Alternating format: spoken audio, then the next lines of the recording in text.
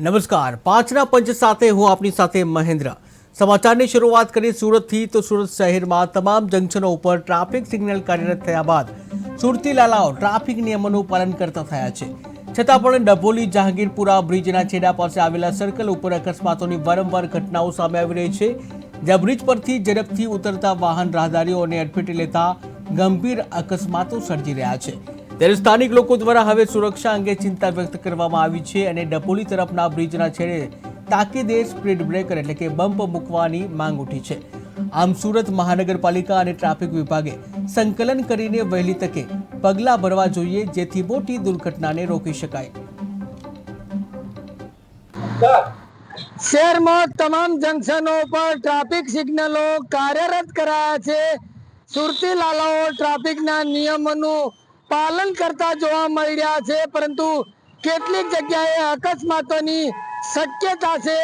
આપને સીધા દ્રશ્યો બતાવી રહ્યા છે જહાંગીરપુરા ડભોલી બ્રિજ પરના। ખાસ કરીને આપ જોઈ શકો છો જહાંગીરપુરા તરફથી જે ડભોલી બ્રિજ તરફ આવતા જે વાહન ચાલકો છે એ પૂરપાટ ઝડપે આવતા હોય છે। આગળ અહીંયા સર્કલ જોવા મળી રહ્યું છે, ત્યારે ક્રોસ કરતા કેટલાક રાહદારીઓ અને વાહન ચાલકોને આવા વાહન ચાલકો અડફેટે લેતા હોય છે અને અકસ્માતોની ઘટનાઓ બની રહી છે। ત્યારે સ્થાનિક લોકોની માંગ છે કે જહાંગીરપુરાથી ડભોલી બ્રિજ તરફના શેડા ઉપર બમ્પ મૂકવામાં આવે, જેથી કરીને વાહન ચાલકોની સ્પીડ ધીમી પડે અને અકસ્માતની ઘટના ટાળી શકાય। સુરત મહાનગરપાલિકા અને શહેરનું રિજિયન 2 ટ્રાફિક વિભાગ દ્વારા ખાસ કરીને સ્થળ મુલાકાત કરવામાં આવે અને અહીંયા જરૂરી બમ્પ મૂકવામાં આવે, જેથી કરીને કોઈની જિંદગી બચાવી શકાય અને મોટી દુર્ઘટના ટાળી શકાય।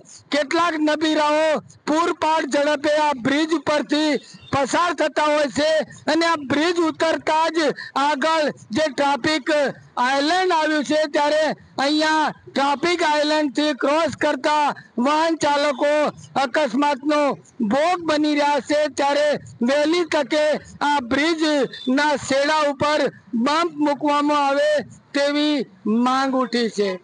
કેમેરામેન આરિફ સાથે બલદેવ દેસાઈ, KTV ન્યૂઝ ગુજરાતી, સુરત।